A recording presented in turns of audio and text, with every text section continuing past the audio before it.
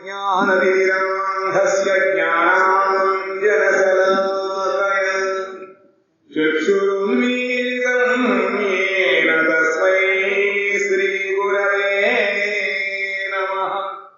मूकं करोति वाचालं भङ्गुं लङ्घयति गिरिं यत्कृपातमहं वन्दे श्रीगुरुं दीनतारणम्।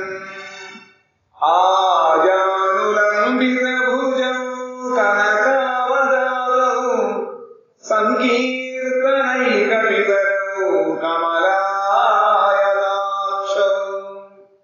विश्वम्भरौ द्विजवरौ युगधर्मपालौ वन्दे जगत्प्रियकरौ करुणावतारौ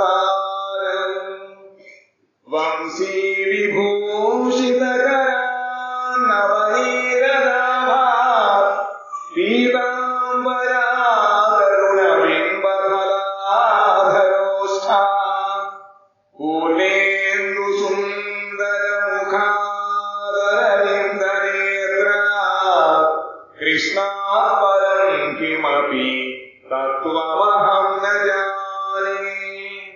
राधे वृन्दावनाधीशे करुणामृतवाहिनी कृपया निजपादाब्ज दास्यं मह्यं प्रदीयताम्। वृन्दायै तुलसीदेव्यै प्रियायै केशवस्य च कृष्णभक्तिप्रदे देवी सत्यवत्यै नमो नमः। नारायणं नमस्कृत्य नरं चैव नरोत्तमं देवीं सरस्वतीं व्यासं ततो जयमुदीरयेत्। श्रीकृष्ण चैतन्य प्रभु नित्यानन्द श्री अद्वैत गदाधर श्रीवासादि गौरभक्तवृन्द।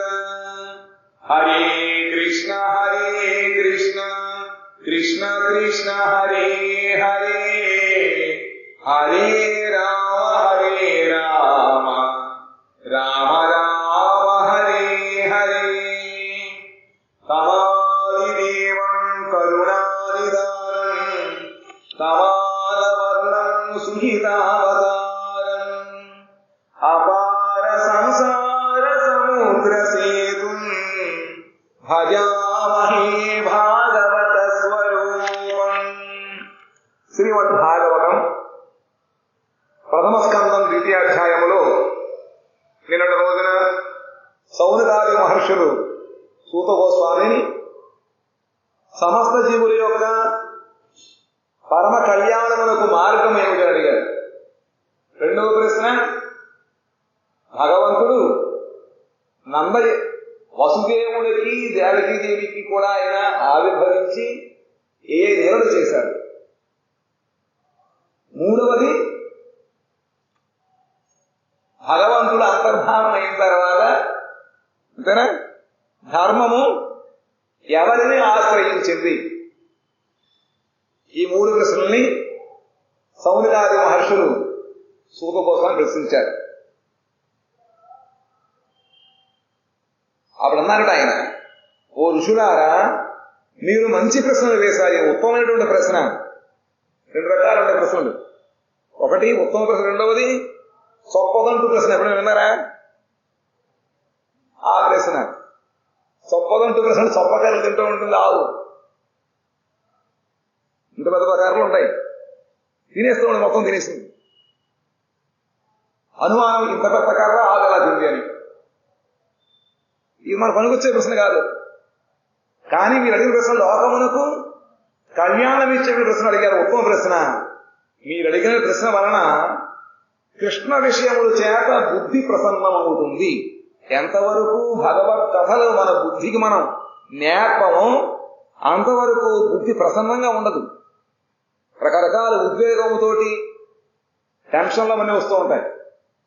అందుకని చిత్తము బుద్ధి ప్రసన్నంగా ఉండేటువంటి రోగాలు ఉండవు. దానికి ముందు ఏమిటంటే భగవత్ కథలు. మిగతా వాటిలో పరిశ్రమ ఉంది, భగవత్ కథల వినడంలో పరిశ్రమ ఏముంది? చక్కగా మీరు ఎలా కూర్చోగలిగి నిద్ర రాకుండా ఆ విధంగా హాయిగా కూర్చుని ఎవరి ద్వారా వింటూ ఉండడమే సుఖంగా ఉంటుంది. ప్రాణానికి మనస్సుకి బుద్ధికి హాయిగా ఉంటుంది అన్నమాట. కాబట్టి ఈ భగవత్ కథల వలన బుద్ధి ప్రసన్నమవుతుంది. కృష్ణ సంప్రశ్నోయేన ఆత్మ సుప్రసీదతి అన్నారు. భగవంతుడి యొక్క ప్రశ్న, భగవత్ సంబంధమైన ప్రశ్న వలన మన యొక్క బుద్ధి ప్రసన్నమవుతుంది అని చెప్పి సవై పుంసాం పరో ధర్మో యతో భక్తిరధోక్షజే అహైతుక్య ప్రతిహతాయయాత్మా సుప్రసీదతి. ఆత్మ ఏ విధముగా మనకి సుప్రసన్నం అవుతుంది. ఇంద్రియ జ్ఞానాతీతులకు శ్రీకృష్ణుని యందు ఫలాభిసంధానరహితము, ఐకాంతికము, స్వాభావికము, నిరపేక్షము, శ్రవణాది లక్షణమునకు భక్తి కలిగించున్నదయే మానవుల సర్వశ్రేష్ఠ ధర్మము. సవై పుంసాం పరోధర్మో. పరోధర్మో అంటే శ్రేష్టమైనటువంటి పరమధర్మం అన్నమాట. అది ఏమిటి? ఎకో భక్తి అదోక్షతి. ఏదైతే దేనివల్ల మనకి భగవంతుడు అదోక్షముందు భక్తి కలుగుతుందో అదే పరమధర్మము. ఆ భక్తి పొందితే ఏమవుతుంది? అసలు భక్తి ఎలా ఉంటుంది? ఫలాభిసంధాన రహితము. దీనివల్ల మనకి ఎన్నో లాభాలు వస్తూ ఉంటాయి, చేస్తే ఏమొస్తుంది అనేటువంటి ఎదురు చూడకుండా చేసేటువంటిదే భక్తి. భక్తి వలన ఏదో మనం చేస్తాము కాబట్టి ఏదో వ్రతాలు చేసుకుంటున్నాం, గుళ్ళోకి వచ్చాం, కొబ్బరికాయలు కొడతాం, అరటిపళ్ళు పెడతాం, అంతా చేస్తాం. దీనివల్ల వచ్చే లాభం ఏమిటి? ఎంత అవుతుంది? ఆయన దగ్గర వాళ్ళు బేరం, నాకు ఇదైతే నీకు అందిస్తాను. దీన్ని భక్తి అనరు. వ్యాపారం ఫలాభిసంధాన రహితం అన్నమాట. మనం చేయడంలో వచ్చేటువంటి తల్లి ఏ విధంగా అయితే బిడ్డని పాలించేటప్పుడు అనుకుంటుందా మీ పెద్ద చూస్తాను అనుకుంటుందా? అలా అనుకుంటే తల్లి ప్రేమ కాదు. ఆవిడ లక్ష్యం ఏమిటంటే సర్వము త్యాగం చేసి రక్తాన్ని పాలగా మార్చి బిడ్డని పెంచుతుంది. అది స్వాభావిక లక్షణం. అది జంతువు అవని మనిషి అవని మాతృ ప్రేమ యొక్క స్వాభావిక అవిధముగానే మనకు కూడా భగవంతుడైనటువంటి స్వాభావికమైనటువంటి ఫలాభిసంధాన రహితము అంటే ఫలము కోసం ఎదురుకుండా ఉండేటువంటిది. ఐకాంతికము ఒకటే భక్తి. కాసేపు ఈయన కాసేపు ఆయన అలా కాదు. ఏకభక్తి విశ్వసీయన్నాడు భగవద్గీత గీతలు. ఐకాంతికము స్వాభావికంగా ఉండాలి. ఈ విధంగా మనకి చక్కటి స్నేహితులు ఉన్నప్పుడు ఆ స్నేహితులు చాలా కాలం చూస్తే స్వాభావికంగా మన హృదయంలో ఒక ఆప్యాయత ముఖం వికసించిపోతుంది. వచ్చామని ఆయన అంటారు. స్వాభావికం అనమాట. ఆ విధముగా మనకి భగవంతుడి యందు స్వాభావిక భక్తి ఉండాలి. అది స్వాభావికం. నిరపేక్షము, అందులో అది మారుతూ ఉండదు. ప్రసన్న భగవంతుడు మనకి ఇస్తేనే ఆయన లక్షణం అనేటువంటి ఇచ్చిపుచ్చుకోలేకుండా అనమాట. నిరపేక్షము. మళ్ళీ శ్రవణాది లక్షణము. శ్రవణాది అంటే మనం పోను పోను భాగవత సప్తమస్కంధంలో చెప్తారు. నవదావతి లక్షణం. శ్రవణం, కీర్తనం, విష్ణు స్మరణం, పాదసేవనం, అర్చనం, వందనం, దాస్యం, సఖ్యమాత్మ నివేదనం అని చెప్పి శ్రవణాది అంటే ఈ 9 రకాలు అన్నమాట. ఈ శ్రవణాది లక్షణంతో కూడా భక్తిని కలిగించున్నది అదే సర్వధర్మం, శ్రేష్ఠ ధర్మము. అంటే దేన్ని కనుక మీరు అనుష్ఠానం చేస్తే మీ ఈ లక్షణాలు అనేవి వస్తాయో అది ఏ శ్రేష్ఠ ధర్మ, పరమధర్మము. సవై పుంసాం పరో ధర్మం, అదే పరమధర్మం అన్నమాట. అహేతుకి అప్రతిహత ఈ ఆత్మ సుప్రసిద్ధి. వీటి వలన మన యొక్క ఆత్మ సుప్రసన్నత పొందుతుంది. కాబట్టి ఇటువంటి భక్తి యోగమే మానవుల యొక్క సర్వశ్రేష్ఠ ధర్మము. ఆ భక్తి బలము చేత మనమందరూ కూడా అంత బాగా చిక్కిపోయి బలహీనులై ఉన్నాం. బలహీనో నలభ్యేత ఉంది ఒక సూత్రం అన్నమాట. బలహీనుడికి భగవంతుడు దొరకడు. మరి బలం కావాలంటే ఉపవాసాలు చేయమంటారు. భగవంతుడు పొందడానికి ఉపవాసాలు చేయ మన బలం దిగిపోతుంది కదా. ఉపవాసాలు ఏకస్వభావం ఉండమని చెప్తా. మామూలుగా నాకు బలం తక్కువగా ఉంది, ఉపవాసాలు చేస్తే కదా బలం తగ్గిపోతుంది. భగవంతుడు ఎలా వస్తాడు? మీరు బలహీనం నలభ్య అన్నారు అంటే ఈ బలం కాదు, ఆత్మబలం కావాలి. ఇప్పుడు ఆత్మ చిక్కిపోయింది. దానికి ఇచ్చే విషయాలు మనం ఇవ్వడం లేదు. ఎంతసేపు మనసుకి ఏది నచ్చుందో మనం చేస్తున్నాం. మనసు ప్రసన్నగా ఉండడం, బాడీ ఫిట్గా ఉండడం, యోగాభ్యాసాలు, జిమ్కి వెళ్ళాలి. మనస్సు చక్కగా ఉండడం కోసం రకరకాలైనటువంటి శబ్దాలు వినడం, ఇవి అన్నీ ఉంటూ ఉంటాయి. కానీ లోపల ఆత్మ కూడా ఉందే, దాన్ని పట్టించుకోవడం లేదు. ఆత్మకి ఆహారం ఈ భగవద్గీతల శ్రవణం మాత్రమే. కాబట్టి ఎవరైతే ఈ భక్తి ధర్మాన్ని అనుష్ఠిస్తూ శ్రవణం చేస్తూ ఉంటారో ఆ శ్రవణము ద్వారా లోపలికి భగవత్ కథలు వెళ్ళి ఆత్మకి బలాన్ని ఇస్తుందన్నమాట. అప్పుడు ఆ భక్తి బలము చేత అనర్థములు తొలగుతాయి. అనర్థాలంటే భగవత్ స్మరణకి వ్యతిరేకంగా ఉండేటువంటివి ఏవైతే మన యొక్క మనస్సుని హరినామం చేసేటువంటి శ్రవణం చేసే భగవత్ సంపర్కము లేకుండా చేస్తూ ఉంటుందో, బాహ్య విషయాలందు మనసు లాగేస్తూ ఉంటుందన్నమాట. ఇవి అనర్థాలే. అనర్థాలు ఎలా పోతాయంటే మీరు యోగాభ్యాసం చేయడం వీటి ద్వారా పోదు. ఎంతో మంది మహామహా ఋషులు కూడా ఇంద్రియముల వాళ్ళు ఆయత్తం చేసుకోవడం ప్రయత్నించారు. కానీ సమయం వచ్చేటప్పటికీ వాళ్ళు ఎదురు కూడా పోయాయి అన్నమాట. కాబట్టి ఈ ఇతర ప్రయత్నముల ద్వారా మన యొక్క ఇంద్రియములను మనం ఆయత్తము చేసుకోలేము. కేవలము భక్తి యోగము ద్వారా మాత్రమే అవన్నీ కూడా సమస్యగా అవి ఎలా అడిగిపోయి ఉంటాయన్నమాట. అప్పుడే మనకి ఆత్మప్రసన్నత అవుతుంది.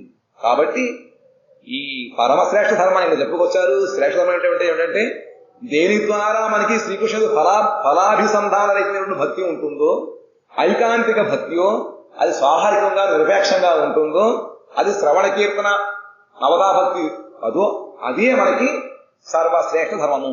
ఆ ధర్మాన్ని మనం అనుష్ఠించాలి. మొదటి ప్రశ్న సమాధానం వచ్చిందా? మొదటి ప్రశ్న ఎవరైతే సోదరుగా తెలుసుడు ఏది శ్రేష్ఠ ధర్మం, దేని వలన జీవులకి పరమశ్రేష్టమైనటువంటి శ్రేయస్సు కలుగుతుందో అది సమాధానం ఇదన్నమాట. అంటే దేని ద్వారా మన యొక్క ఆత్మ ప్రసన్నతను అనర్థములు తొలుగుతాయో అటువంటి పరమ ఐకాంతిక ఫలాభిసంధాన రహితము, స్వాభావికము, నిరపేక్షము అయిన నవదాభక్తియే మనం అనుష్ఠించాలి. వాసుదేవే భగవతి భక్తి యోగ ప్రయోజిత జనయత్యాసు వైరాగ్యం జ్ఞానం చ యదహైతుకం. అయ్యో మాకు అవేమీ లేవండి అలాగంటే అవన్నీ వచ్చేస్తాయి. ఏది చేస్తే భగవంతుడి యందు భగవత్ కథలు వినడమే భక్తికి మూలం ఉంటాయి. తావత్ కర్మాణి కుర్వీత ననిర్విద్యేత యావత మత్కథా శ్రవణాదౌవా శ్రద్ధ యావన్న జాయతే. ఎంతవరకు భగవత్ కథలు ఎందు మనకి శ్రద్ధ కలగదో అంతవరకు మనం రకరకాల పనులు చేస్తూ ఉండాలి. ఒకసారి శ్రద్ధ వస్తుంటే అదే మనకి పరమం, అదే మనం అన్నమాట. భగవత్ శ్రవణం వినడమే మనకి గొప్ప సాధన, అది సాధ్యం అన్నమాట. కాబట్టి భగవంతుడకు వాసుదేవుని యందు ప్రయోగింపబడిన భక్తి యోగము వెంటనే వైరాగ్యము జ్ఞానములను పుట్టించును. ఆ శ్రవణం వల్ల వచ్చే మనకి లాభం ఏమిటంటే, మనం చెప్పుకున్న శ్రవణాలు 3 రకాలుగా ఉంటాయని చెప్పి అటువంటి శ్రవణాలు మంచివి. పైపు, జల్లెడ, చేట, ఈ మూడిట్లో చేటలాగా శ్రవణం చేయాలంట. ఇందులో ఆడవాళ్ళు ఈ విధంగా అయితే పప్పులు బాగు చేసేటప్పుడు చేటలో పోసి చెరుగుతారు. అప్పుడు పుల్లంతా పోతుంది, బెట్టలు వెనక్కి వచ్చేస్తాయి, వచ్చినటువంటి మంచి పదార్థం తీసుకుంటారన్నమాట.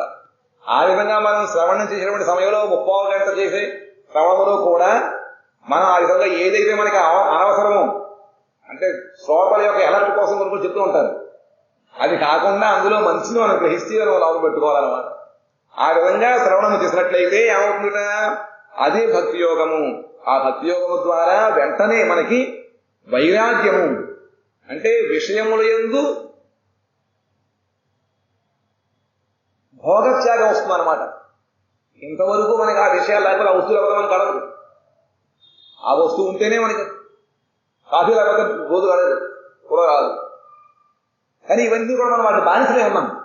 అవన్నీ క్రమంగా పోతాయి, అలవాట్లన్నీ పోతాయి. కాబట్టి ఈ భక్తి యోగము ద్వారా వైరాగ్యం, విషయములందు మనకి విరాగం వస్తుంది, భగవంతుని అనురాగం వస్తుంది. ఏదో ఏనేందుకు కాదు మనకు ఉండాలి. మనకి ఇంద్రియముల యొక్క ధ్యాస ఏదో వస్తువు ఉందో మనం ఉంచాలి, ఎందుకంటే లేకపోతే ఉండదు. ఎక్కడ పెట్టకుండా ఉంటే అది ఏమవుతుందంటే మన కప్పు పూసుతుంది. కాబట్టి వాటిని మనం డైవర్స్ చేయమన్నారు. కళ్ళను చూడొచ్చు, ఆ సూర్యుడు చక్కగా మంచి దృశ్యాలు చూడు, మంచి కథలు వినాలి. ఆ విధంగా భగవంతుడి యొక్క ధూపము, ఆయన కట్టిన ధూపము, ఆయన కట్టిన పువ్వుల యొక్క వాసన, మనం తులసిల యొక్క వాసన మనం ముక్కు ద్వారా మనం తీర్చాలి. ఆ విధముగా ఈ ఇంద్రియాలను మనం భగవద్భక్తి మార్గంలో ఉంచినట్లయితే అవన్నీ మనకి సహాయకారిగా ఉంటాయి, ఉపకారం చేస్తాయి. అదే కనుక బాహ్య విషయాలు ఉన్నట్లయితే సర్వాసం చేస్తాయి. ఏ విధముగా మనం వీటిని భగవత్ సంబంధంగా ఉంచుకోవాలో ఈ భక్తి యోగము ద్వారా తెలుస్తుందన్నమాట. కాబట్టి ఈ భక్తి యోగమును అనుష్ఠించిన వెంటనే మనకి ఇతర విషయములందు వైరాగ్యము, భగవత్ వస్తువులందు అనురాగము కలుగుతుంది. ఇంకా జ్ఞానము అంటే మోక్షాభి సంధి విరహితము. ఏదో మనం బ్రహ్మైక్యమైపోవాలని ఇంకొక అది కాదు. భగవద్ అనురాగం వచ్చి భగవంతుడి యొక్క సేవ చేయాలి, భగవంతుడితో మాట మనం నిత్యం శాశ్వతంగా ఉండాలి. భగవంతుడు మనల్నేమో ఆయన సేవ కోసం పుట్టిస్తే అన్ని మానవులు రసిపోగలగా, అది వైశిష్టాంగ ఒప్పుకోదన్నమాట. శుద్ధమునకు అద్వయ జ్ఞానం పుట్టించను. విశేషమైనటువంటి భగవత్ తత్వజ్ఞానం, అసలు మనం ఏమిటో, ఆత్మ సాక్షాత్కారము, భగవత్ సాక్షాత్కారం అనే విషయం ఎంతో మనకు తెలుస్తుంది అన్నమాట. కాబట్టి వాసుదేవి భగవతి భక్తి యోగ ప్రయోజిత జనయతి ఆసు. ఆసు అంటే వెంటనే ఏదో సంవత్సరం, ఈ రోజు వింటే మన సంవత్సరాలు మనకి అది పనిచేస్తుందని కాదు. ఏ విధంగా అయితే మనం అన్నం తిన్న వెంటనే మనకి 3 రకాలైన తృప్తి జరుగుతుంది. ఆహారం తీసుకునే ప్రతి ముద్ద కూడా 3 రకాలుగా మన లోపల పనిచేస్తుంది. ఒకటి, ఎంత పరిమాణంలో మనం తింటామో అంత ఆకలిపోతుంది. రెండవది, తృప్తి కలుగుతుంది. మూడవది, ఇంద్రియాది బలం వస్తుంది అనమాట. బలం కలగాలి, తృప్తి ఉండాలి, ఆకలి పోవాలి. ఈ 3 కనుక తీసుకుంటూ ఉన్న లక్షణాలు ఉంటే ఆహారం అవుతుంది, లేకపోతే అవదు. ఆ విధముగా మనం భగవత్కథలు వింటున్నట్లయితే, భక్తియోగం ఉన్నట్లయితే వింటున్నట్టే మనకి ఇతర విషయాలందు వైరాగ్యం వచ్చి భగవంతుడు అనురాగం కలుగుతుంది, మనలో తత్వజ్ఞానం వస్తుంది. ఇంకొకటి అవిజ్ఞానం, అవిద్య అంతా కూడా పోతుంది అన్నమాట, మోహం పోతుంది.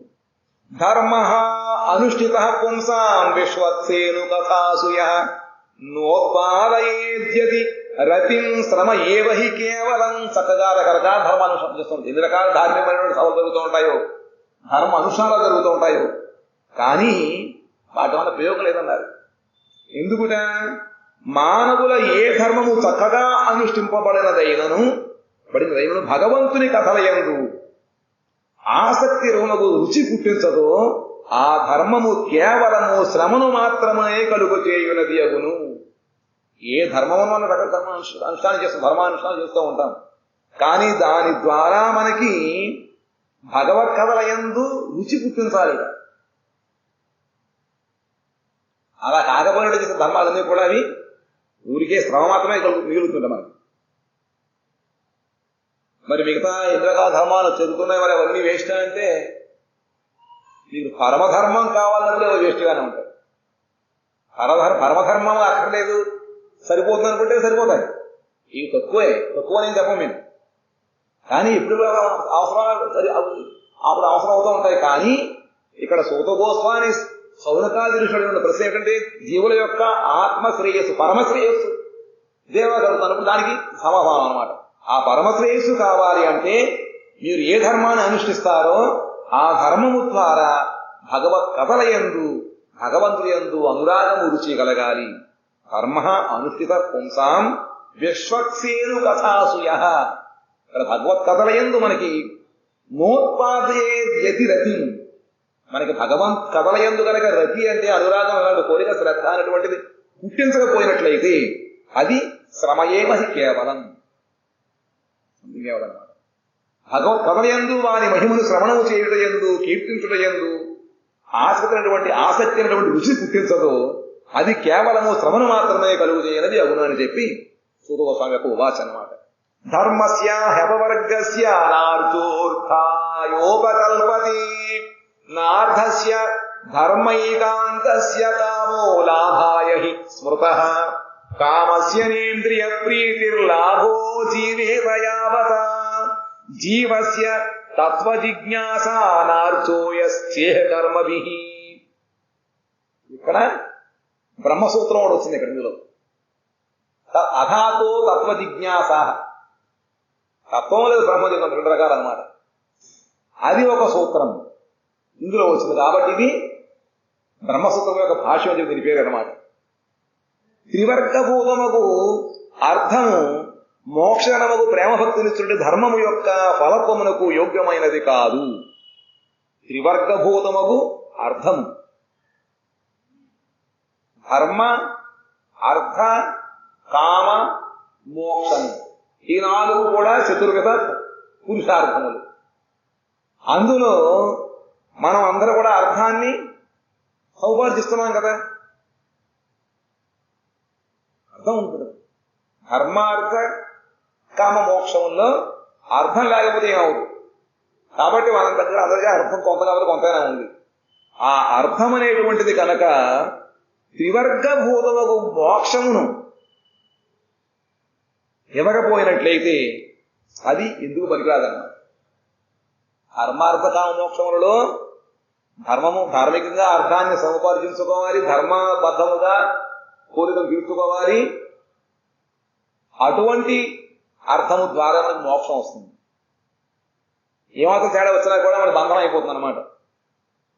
ఆ విధముగా అర్థము కనుక ఈ మూడుని సక్రమంగా కనుక మనకు తీర్చకపోయినట్లయితే ధర్మం యొక్క ఫలత్వమును యోగ్యమైనది కాదు. అటువంటిది ధర్మానికి పనిచేయదు ఆ అర్థం. ధర్మైకాంతముకు ధర్మమునకు అవ్యభిచార్యకు అర్థం యొక్క ఫలత్వం కొరకు కామము విధింపబడలేదు.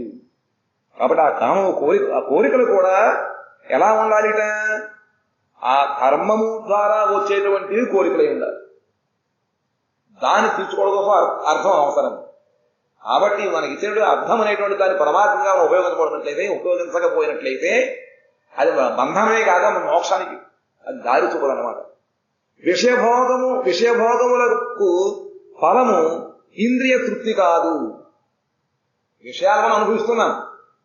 విషయములంటే ఇక్కడ మనం ఉండేటువంటి భార్య పుత్రులు కానీ, ఇల్లు కానీ, రకరకాల టీవీలు, ఇవన్నీ ఏవైనా సరే అవన్నీ విషయాలే కదా.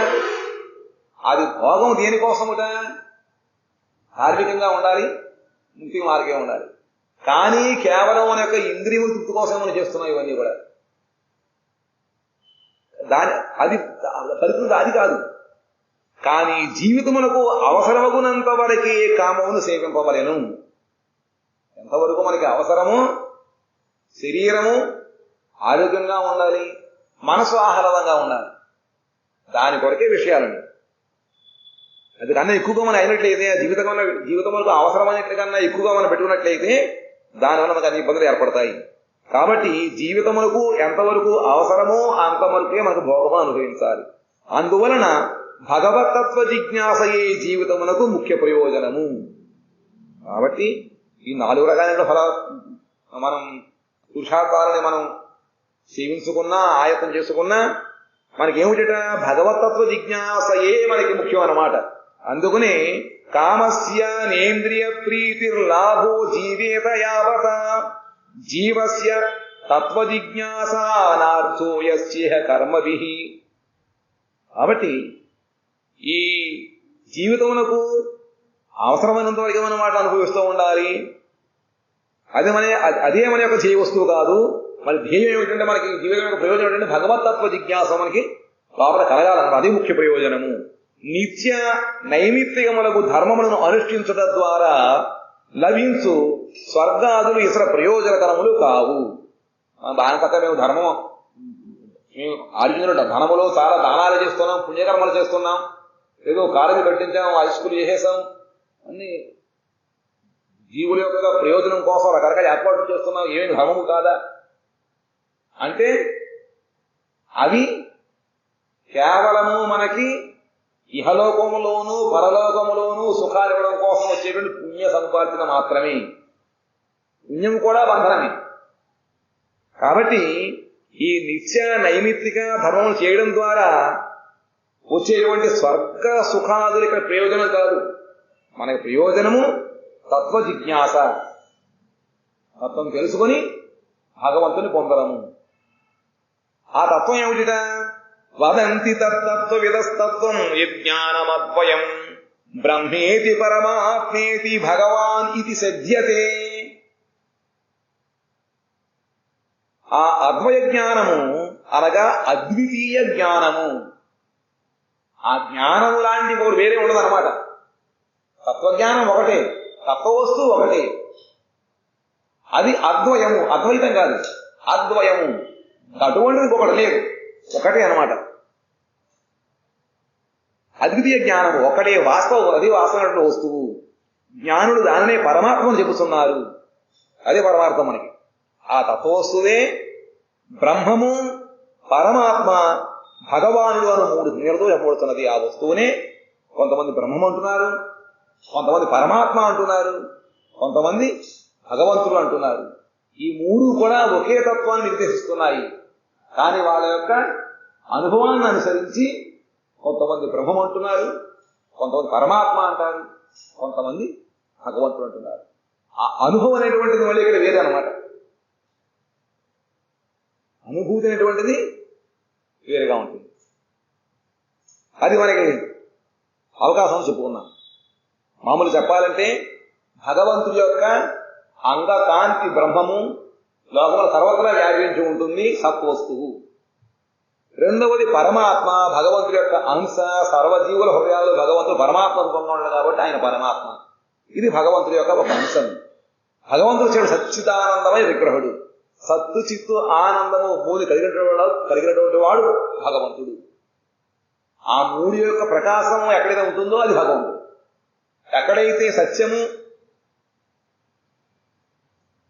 చిన్మయం ఉంటుందో అది పరమాత్మ. ఎక్కడ సత్య వస్తువు అది బ్రహ్మము. కాబట్టి తత్వాన్ని విధంగా పండితులు చెబుతూ ఉంటారు. తత్శ్రద్ధదానామునయో జ్ఞాన వైరాగ్యయుక్తయా పశ్యంత్యాత్మని చాత్మానం భక్త్యా శృత గృహీతయా. అప్రాకృతమగు వస్తువునందు శుద్ధులము నిశ్చయమునగు విశ్వాసముతో కూడిన మునులు శాస్త్ర శ్రవణ జనితము సుకృతి లబ్ధము సంబంధ జ్ఞాన యుక్తము విషయభోగ త్యాగ శూన్యము అగు సేవాఫలముచే భక్తిచే తమ శుద్ధ హృదయమునందు ఆ పరమాత్మ రూప తత్వమును చూచెదరు. ఇక్కడ ముందు శ్లోకంలో చెప్పారు, ఎవరి తత్వజ్ఞానులో వాళ్ళు తత్వాన్ని విధంగా చెబుతున్నారు. మరి మాకు దాని యొక్క అనుభూతి ఎలాగ మనం తెలుసుకోవాలి మేము అంటే అప్రాకృతమగు వస్తువును శుద్ధ నిశ్చయం ఉండాలి. దృఢమైన ముందు శ్రద్ధ ఉండాలి. ఆదవు శ్రద్ధ అన్నారు. శ్రద్ధ లేకపోతే కురదన్నమాట. ఇంకా విశ్వాసం, నిశ్చయమైన విశ్వాసం ఉండాలి. అలా ఉండి మనం శాస్త్రం వినాలి. ఆ శాస్త్రము వినడం ద్వారా మనకి సుకృతి కలుగుతుంది. ఆ సుకృతి ద్వారా సంబంధ జ్ఞానము, భగవంతుడికి నాకు సంబంధం ఏమిటి తత్వం చెప్పారు. సంబంధం ఏమిటి అసలు ఆయనకి నాకు కనపడేటువంటి ప్రపంచంలో సంబంధం ఏమిటి? మరి మీకు ఒక సంబంధం ఏమిటి? ఏదో ఉంది కదా, అది ఏమిటి? ఇందులో మళ్ళీ ఇంట్లో ఏది శాశ్వత సంబంధం తెలుసుకోవాలన్నమాట. అదంతా కూడా సంబంధ జ్ఞానం మనకు ఎలా వస్తుందంటే ఈ శాస్త్రము వినడం ద్వారా. ఆ వినడం కూడా ఎలాగట, ఆ భగవతత్వ వస్తువు యందు మనకి శుద్ధమైనటువంటి విశ్వాసం ఉండాలి. శ్రద్ధా విశ్వాసంలో మనం విన్నట్లయితే అప్పుడు ఆ శాస్త్రం వినడం మనకు సుకృతి వస్తుంది. ఆ సుకృతి ద్వారా సంబంధం మనం తెలుస్తుంది అనమాట. విషయభోగ త్యాగ శూన్యము. విషయమును భోగం చేయొద్దు, త్యాగం చేయొద్దు. అదేంటండి అలా అంటారు? భోగించకూడదు, త్యాగం చేయకూడదా? మరి ఏం చేయాలి? చూస్తూ కూర్చోవాలా? అంటే సంబంధము అవన్నీ భగవంతుడి సేవోపకరణములు. నేను మాత్రం వాటిని కూచేటువంటి ఒక ఎవరు పహరాదారు అంటారే, రక్షక భటుడు, అటువంటి వాడిని. అది ఎంతవరకు భగవత్ సేవకు అవసరం, భగవత్ సేవ వినియోగిస్తూ నా శరీర ధారణకి ఎంతవరకు అవసరం వాటి మనం సేవిస్తూ ఉండాలి. లేకపోతే నేను ఉన్నాను కదా, నా శరీరం ఉండదు ఇక్కడ. కాబట్టి శరీరం అంటే ధర్మమునకు, ధర్మ ఆచరణకి ఇది మూలం. కాబట్టి శరీరం మనకి ఎంతవరకు అవసరమో అంతవరకు వాటిని మనం స్వీకరిస్తూ ఉండాలన్నమాట. అందుకని ఆ వస్తువులు మనకు భోగ బుద్ధి ఉండకూడదు. త్యాగం ఎప్పుడు వస్తుందా? మనకి ఇవి పనికిరావు. ఒక ద్వేషము ఏదో ఉన్నప్పుడే అందులో మనకు త్యాగం వస్తుంది. కాబట్టి వస్తువులు ఏందో మనకి అనురాగం ఉండకూడదు, మమత్వం ఉండకూడదు, అలాగే ద్వేషం ఉండకూడదు. ఆ విధంగా వస్తువులను భగవత్ సేవలో ఉపయోగిస్తూ వాటిని మనం శరీర ధారణ కోసం యుక్తాహార విహారస్య యుక్త శేషస్య కర్మసు గీత భగవం చెప్పాడు. ఆ విధంగా మనం వీటిని చేయాలి. ఆ విధముగా చేసినప్పుడు అప్పుడు సేవా ఫలము భగవత్ సేవ చేసిన ఫలముగా మనకి హృదయం శుద్ధం అవుతున్నప్పుడు శుద్ధ హృదయమునందు ఆ పరమాత్మ రూప తత్వము దర్శనం అవుతుంది.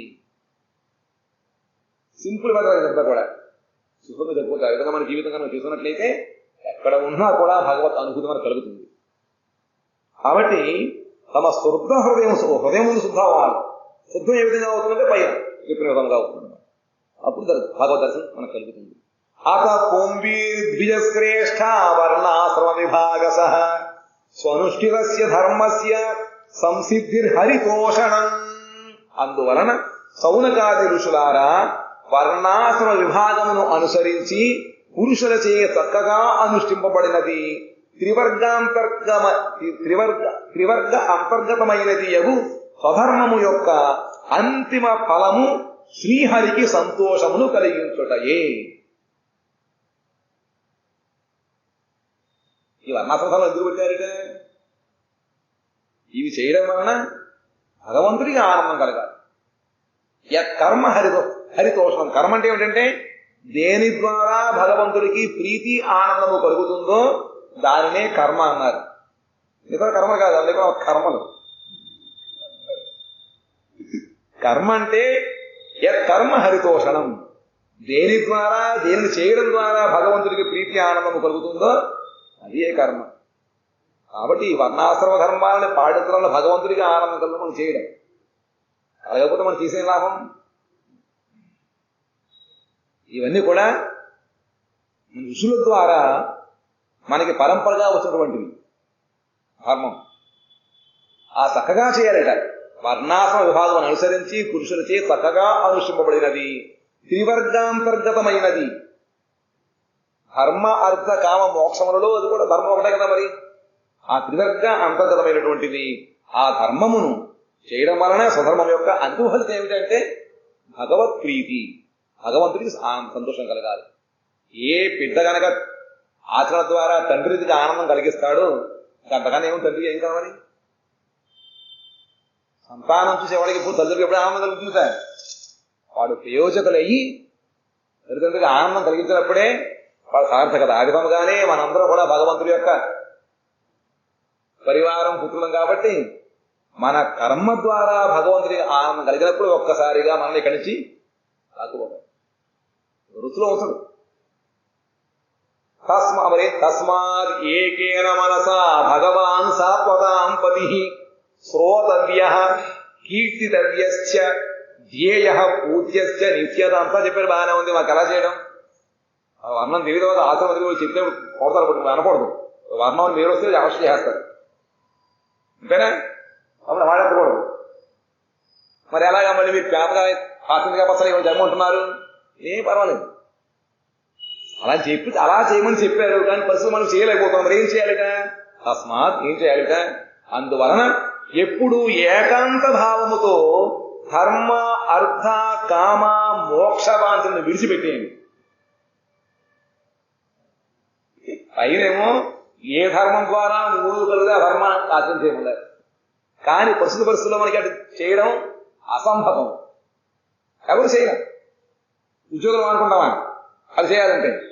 మరి మానుకుంటే మరి మనకి బోగట్లు వస్తుంది. కాబట్టి శరీరయాత్ర కోసం సమాజం అలా అలాగే ఉండండి, ఏం పర్వాలేదు.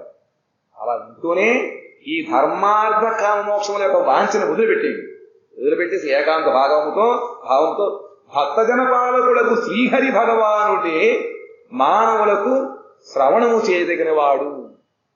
కాబట్టి ఎటువంటి ఆసక్తి లేకుండా ఆ భక్తజన పాలకుల చరిత్ర, భగవంతుడి యొక్క చరిత్ర శ్రీమద్ భాగవతాన్ని మనం శ్రవణము చేస్తూ ఉండాలి. ఎందుకంటే ఆయన యొక్క కథలు వినడం వల్లనే మనకి శ్రేయస్సు కలుగుతుంది. మిగతా లోకాభిరామాయణం విని మనకేం అవదు.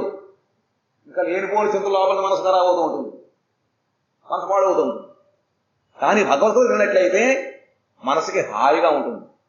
కాబట్టి శ్రీహరి భగవానుడే మానవులకు శ్రవణము చేయదగిన వాడు. ఆ హరి యొక్క గుణకీర్తన మనం వినడమే మనకి ముఖ్యం అన్నమాట. ఎందుకంటే అదే ఆయనకి అటువంటి యోగ్యత ఉంది, మిగతా వాళ్ళకి లేదు. ఎందుకంటే ఆయన మొదటి శ్లోకంలో 2వ శ్లోకంలో చెప్పారు, ఆయన కథలు విన్నట్లయితే వెంటనే వచ్చి మన హృదయాన్ని కూర్చుంటాడట. ఇంట్లో పెద్ద దిక్కుంటే మనకి చింతా చిక్కులు చక్కగా మనం ఆనందంగా ఉండవచ్చు. పెద్ద దిక్కు ఒకరు ఉన్నట్లయితే ఏమొచ్చినా ఆయన చూసుకుంటాడు. అలాగే మన హృదయంలో పెద్ద దిక్కులు మనం ఒకరు కూర్చోబెట్టి కదినట్లయితే ఏం చక్కగా సాగిపోతాం. పాపం లేదు, పుణ్యం లేదు, ఏమీ లేదు, అన్ని పోతాం. కాబట్టి ఆయన తీసుకుని మన హృదయంలో కూర్చోబెట్టగలుగుతాడు. లేడంటే లేడు, ఉన్నది అనుకుంటున్నాను, కానీ అలా ఉన్నంటే ఉన్నట్టుగా ఉన్నాడంటే ఏం ఆడకుండా కూర్చున్నాడు. సాక్షి పురుషుడు అలా కూర్చున్నాడు. మరి ఇప్పుడు దృష్టి కూడా కూర్చుని మనకెళ్ళాము, కంచులు కూడా మనకెళ్ళాము. కానీ ఈ విధముగా భగవంతుడి యొక్క గుణగం మనం వినడం వలన ఏమవుతుందంటే భగవంతుడు వెంటనే సద్యోహృద్యవరుధ్యతి అన్నాడు. వెంటనే భగవంతుడు మన యొక్క హృదయంలో కూర్చుంటాడు. అందుకనే శ్రవణం ఉంటున్నారు. ముందు శ్రవణం ఆయనే కీర్తింపదగిన వాడు. ఆయన మాట మనం చెప్పుకోవాలి, ఆయన నామే చెప్పుకోవాలి. స్మరింపదగిన వాడు, ఆయన స్మరించాలి, ఆయన్ని పూజించాలి, పూజింపదగిన వాడు. కాబట్టి తస్మాత్ ఏకేన మనసా భగవాన్ సాత్వతాంపతి అంటే సాత్వతులు భక్తులు, భాగవతోత్తములు, వాళ్ళని నిరంతరం పరిపాలిస్తూ ఉంటాడు. అందుకే భక్తజన పాలన అని చెప్పారు. ఆ భక్తజన పాలన భగవంతుడి యొక్క కథను మనం ఆయనే శ్రోతవ్య వినదగిన వాడు, కీర్తితవ్యశ్చ కీర్తన చేయదగిన వాడు, ధ్యేయ ధ్యానం చేయదగిన వాడు, పూజ్యశ్చ నిత్యద ఏదో సంవత్సరానికి ఒకసారి పెడుతూ ఉంటాం అలా కాదు, నిత్యము మనం ఈ విధంగా 3 పూట్ల ఆహారం తీసుకుంటామో ఆ విధంగానే 3 పూట్ల కూడా మనం భగవద్గీత వింటూ ఉండాలి. 3 పూట్ల అసమపాటి ఒకపాటైనా సరే భగవద్గీత మనం వింటూ ఉండాలి. యదనుధ్యాసినాయుక్తా కర్మగ్రంథి నిబంధనం చిందంతి కోవిదాస్తస్య కోన కుర్యాత్ కథారతి. వివేకులకు వ్యక్తులు భగవాన్ని అనుస్మరణమును ఖడ్గముతో కూడిన వారై చాలా జాగ్రత్తగా ఉండాలి. రాత్రులు పెట్టేటప్పుడు ఏం చేస్తున్నారు, మన తాతలు ఎప్పుడు ఒక కర్ర ఉండేది, ఒక రాత్రి ఉండేది.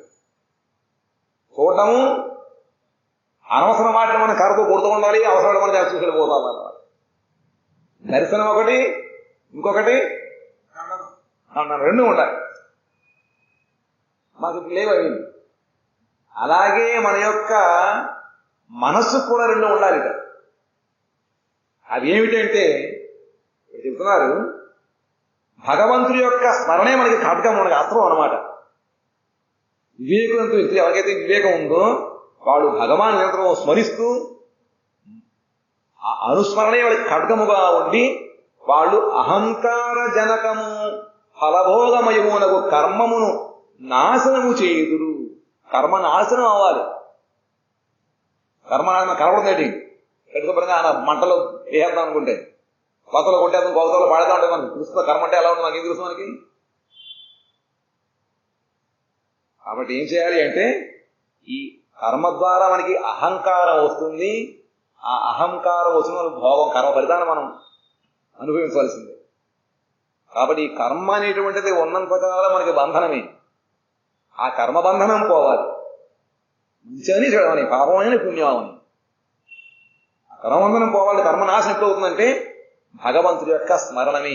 అందుకనే మాం అనుస్మర యుద్ధగా అన్నాడు గీతలో భగవంతుడు. చెయ్యి, యుద్ధం చెయ్యి. దేనికోసం? ఆ యొక్క ఆజ్ఞకు ధర్మ పరిపాలన కోసం యుద్ధం చెయ్యి. ఆ ధర్మ పరిపాలన యుద్ధంలో ఏదైనా వచ్చినా కూడా దానికి అంటావు. ఎందుకంటే మాం అనుస్మర అన్నాడు. నన్ను స్మరిస్తూ నువ్వు యుద్ధం చెయ్యి. అప్పుడు నీకు మంచి దానికి బలము, చెడు చేయడానికి వచ్చేటువంటి ఆ విరక్తి కలుగుతుంది. అప్పుడు ఇంకా చెడుగారం చేయడం మంచి కర్మలు చేస్తుంది, లోకాలు ఉపకారంగా ఉంటూ చెడు చేస్తారు అని చెప్పాడు. అందుకని ఇక్కడ మనకి కర్మలు చేయడం వల్ల మనకి అహంకారం, ఇంతకాలం ఇంత ప్రదోళన చేశాను, ఇంత కీర్తి, ఇంత చక్కగా ఉత్సవాలు చేశాను, అక్కడ వచ్చేస్తూ ఉంటాయి. కానీ అది భగవత్స్మరణ ఉన్నప్పుడు ఇంకా రావన్నమాట. అందుకని అహంకార జనితమగు ఫలభోగాన్ని ఆయన కర్మని ముందు నాశనం చేయాలట. దానికి ఖడ్గం కావాలి, ఖడ్గమే భగవత్స్మరణ. అట్టి భగవాను కబడి ఎవరికి రుచి ఉండదు. ఈ ప్రయత్నంతో ఒకసారి విన్న తర్వాత ఇంకా మాకు ఒడ్డు కట్టేయండి ఇంకా మనం ఏమనుకోవాలట. ఇంత విన్న తర్వాత మనకి ఇంకా భగవత్తులు వినాలని కోరిక కలగాలిట. ఎందుకంటే దాని ఇంత లాభం ఉంది, అది ఎంత ముఖ్యము, అది ఎంత ప్రధానమైనటువంటిది భగవత్ కథ శ్రవణం అనేటువంటిది. కాబట్టి ఆ భగవత్ స్మరణ అయినటువంటి అర్థముతో మనం ఈ అహంకారము ద్వారా వచ్చేటువంటి ఆ కర్మ ఫలభోగాలను నాశనం చేసుకోవాలి. అట్టి భగవానుని కథ యందు అందుకు రుచి కలుగుతుందన్నమాట. రుచి ఉండాలి కాబట్టి రుచితో మనం రేపటి నుంచి భాగవత్కథం చక్కగా వినాలి. ఇంత రుచి లేదా? Very good. కాబట్టి ఆ భగవంతుని రుచి వల్ల మనకి జ్వరంతో ఉన్న వాడికి పటిక బెల్లం పెడితే పటిక బెల్లం తీపి తెలియదు. అది సబ్బగా లేదు. ఆ దబ్బకాయ ఊరగాయ పచ్చడి అమ్మంటాడు, నిమ్మకాయ ఊరపచ్చడి కలుగుతుంటే బాగుంటుంది. కానీ అది పచ్చం కాదు, పటిక బెల్లమే పిత్తరోగానికి పచ్చం అనమాట. కానీ ముంచేదుగా ఉంటుంది. అది తినగా తినగా పటిక బెల్లం ద్వారా వచ్చిన రసమే పిత్తరోగాన్ని పైచనే హరిస్తుంది అనమాట. అప్పుడు అది రుచి తగులుతుంది. ఆ విధంగానే మనకి మన శవలకి నాలుక కూడా ఈ అవిద్య అనేటువంటిది పిత్తము బాగా పుట్టింది. దాంతో కూర్చోవాలంటే కష్టం. భగవద్గీత వినమంటే భగవద్గీత అసలే రుచి ఉంటుంది అనమాట. ఆ రుచి ఎలా వస్తుందంటే కథలు వినగా వినగా వస్తుంది. అది ఏములో చేతనం ఉంది, కానీ ఇందులో చేతనం లేదు కదా. ఈ మధురం ఇది, అది కూడా రుచి మనకి. కాబట్టి ఆ మధురం రుచి మనలో అవిద్యను పోవాలి. అవిద్యను పోగొట్టేది భగవత్ కథే. అదే మనకి మనం జీవించవలసింది అదే, అదే మన ఔషధం కూడా. కాబట్టి అటువంటి దివ్య కథలు వినేటువంటి సౌభాగ్యానికి మనకి భగవంతుడు ప్రసాదిస్తున్నాడు. దానికి రుచి మనకు కలిగించాలని భగవంతుడిని ప్రార్థిస్తూ ఈనాటి వాంఛా కల్పతరుభ్యస్య కృపా సింధుభ్య ఏవ చ పతితానాం పావనేభ్యో వైష్ణవేభ్యో నమో నమః.